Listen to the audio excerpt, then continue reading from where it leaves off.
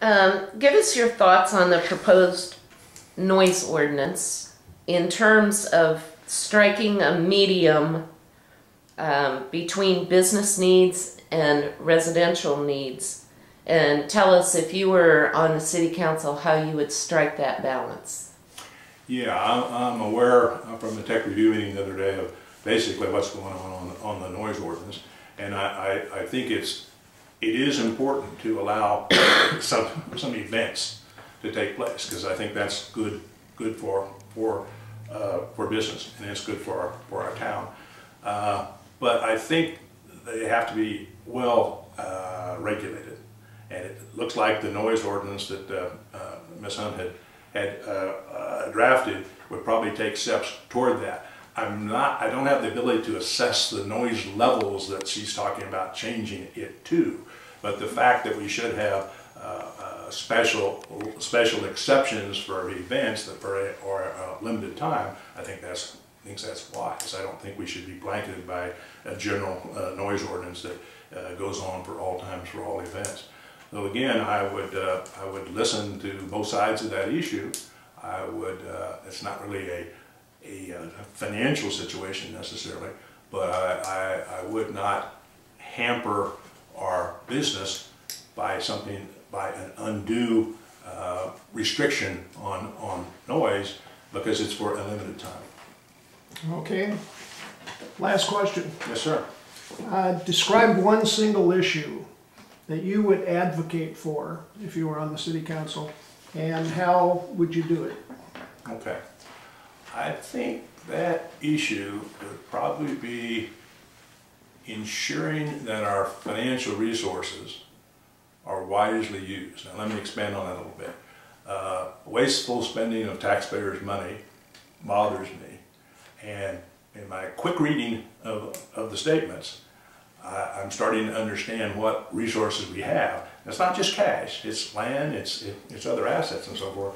So I'd be one that wanted to match up in our city budget the income streams we have from our various assets to make sure that we're getting the best bang for our buck on each of the assets. I don't know if that's been taken on in the past. I don't know if the city staff looks at that, but I would think that would be pretty important, that the council would challenge staff to ensure that each of our city assets, our financial resources, are being properly used in the best interest of the city. And the way to do that is take the city income statement and take the city balance sheet and match up where our income comes and what assets are generating that income. And we might see that we have some assets that are not being utilized as effectively as they could. Okay. All right. To wrap it up a little bit, are there any comments that you would like to pass on to the public that are going to be voting in the upcoming election? Yeah, I guess I want to make it clear why I put my name in the hat. Okay. Council. I'm retired. Been retired for all the time I've been here in Mesquite. I've got 37 years of public accounting experience in a broad range of industries, and I have free time. I'm doing some things for my church. Okay, that's fine. I have free time, and I stepped back and said, gee, I've got a lot out of being a resident. What am I giving back? And I concluded I wasn't giving back much.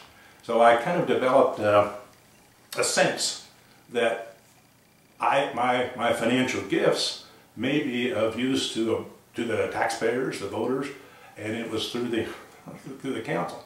And that's a big step up, because I have a low city profile. There's no question about that. Nobody knows who I am, but I believe that there's an opportunity for the city to enhance their financial depth on the council.